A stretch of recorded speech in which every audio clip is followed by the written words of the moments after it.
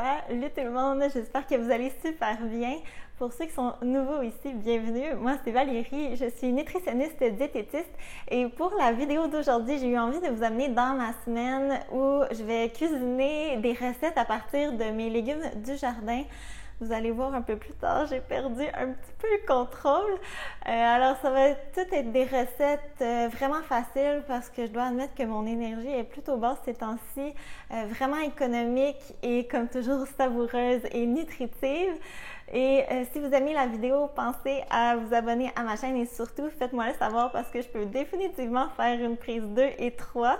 Et sur ce, nous on commence ça maintenant. Pour la première recette, je voulais absolument utiliser ma laitue. Je vous l'ai pas dit dans ma dernière vidéo, mais il y a eu des travaux majeurs près de ma rue qui ont engendré une coupure d'eau pendant 2 jours et on n'a pas eu accès à de l'eau potable pendant 7 jours complets. Donc, j'ai pas trop touché à ma laitue pendant une bonne semaine et voici le résultat.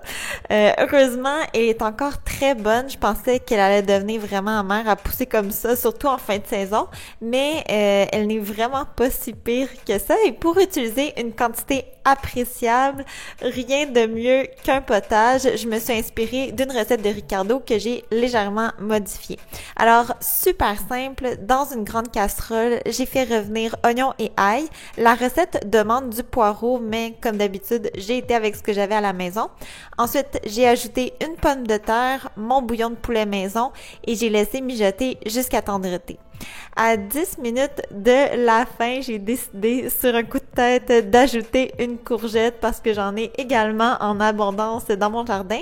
J'ai bien assaisonné et une fois cuit dans un mélangeur, j'ai réduit ma soupe de même que ma laitue en purée lisse. Pour le service, je me suis amusée à décorer avec des fleurs du jardin et c'est aussi simple que ça. J'ai fait beaucoup de potage dans ma vie, mais c'était une première avec la laitue et on a adoré. C'est une excellente façon de passer comme moi vos surplus ou encore vos laitues flétries. Le jour suivant, j'ai eu une belle récolte d'haricots verts que j'ai cuisiné sous forme de ragoût inspiré de la cuisine libanaise. C'est une recette que je voulais faire depuis un long moment et je n'ai pas été déçue. Alors, dans une grande casserole, j'ai fait revenir mon oignon puis ensuite ail et cumin. Une fois le mélange fragrant, j'ai ajouté pâte de tomate, haricots verts, pois chiches, amandes, bouillon et tomates en dés. De mon côté, j'ai utilisé une conserve complète de pois chiches pour rendre le plat plus substantiel et j'ai employé seulement un quart de tasse d'amandes, c'est tout ce qui me restait. J'ai utilisé des amandes entières, mais idéalement pour la cuisson préférée, celle sans la peau pour une meilleure présentation. J'ai laissé mijoter 10 minutes couvert, puis 15 minutes à découvert, rectifié l'assaisonnement, puis j'ai servi avec persil et riz. Super facile à faire, délicieux et surtout très différent de ce que j'ai l'habitude de cuisiner.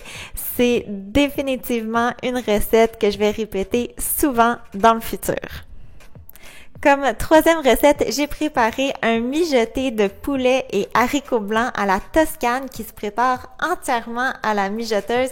Certainement un coup de cœur quand j'ai pas envie de cuisiner et pour cette recette-ci, j'ai utilisé courgettes et poivrons de mon jardin. Donc, encore une fois, très simple. Dans le fond de ma mijoteuse, j'ai déposé 2 poitrines de poulet que j'ai assaisonnées avec ail, assaisonnement à l'italienne et du poivre. Je n'ai pas salé, c'était suffisant avec mes conserves. J'ai ensuite combiné poivrons, courgettes, haricots blancs, tomates en dés et sauce tomate. Personnellement, j'ai utilisé des conserves standards de tomates en dés et d'haricots et j'ai laissé cuire à feu élevé pendant 4 heures. C'est le nombre d'heures le plus bas disponible sur ma mijoteuse et c'était parfait. Une fois terminé, j'ai effiloché le poulet à l'aide de 2 fourchettes bien brassées. Et pour souper, j'ai accompagné de pâtes de grains entiers et d'une bonne salade. Et malgré le peu d'ingrédients, c'est une recette pleine de saveurs. Ça fait changement des pâtes traditionnelles, puis l'ajout des légumineuses réduit de beaucoup le coût par portion. Puis finalement, je me devais de faire un dessert et j'ai opté pour des muffins, courgettes et bien sûr double chocolat. Alors j'ai commencé par râper ma courgette, puis j'ai enlevé l'excédent d'eau avec un linge propre. Après, j'ai dû travailler un peu ma cassonade qui était dure comme du béton. Pour y arriver, j'ai déposé une petite quantité dans un bol que j'ai placé au micro-ondes avec une tasse d'eau à côté. J'ai déposé le couvercle à micro-ondes, puis j'ai chauffé par intervalle de 30 à 60 secondes, le temps qu'elle soit bien ramollie. En tout, j'ai eu besoin, je vous dirais, de 2 minutes et demie. Ensuite, dans un grand bol, j'ai combiné farine de blé entier, cacao, poudre à pâte, bicarbonate de soude, sel et brisure de chocolat. Dans un bol séparé, j'ai mélangé les œufs, yogourt grec nature, sirop d'érable. Ensuite, j'ai poursuivi avec de la purée de banane en remplacement de la compote de pommes, vanille, cassonade. J'ai coupé la cassonade de moitié, mais si vous préférez vos desserts plus sucrés, allez-y avec la quantité suggérée. Puis, évidemment, les courgettes râpées. J'ai incorporé les ingrédients liquides aux ingrédients secs et j'ai cuit au four pendant 19 minutes. Et ils sont excellent, très moelleux, malgré le fait qu'on n'a pas ajouté d'huile ni de beurre.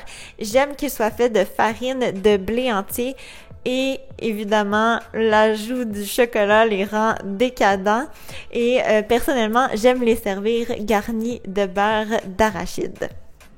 Et voilà, c'est déjà tout pour aujourd'hui. J'espère comme toujours vous avoir donné quelques idées intéressantes à intégrer à votre prochain menu.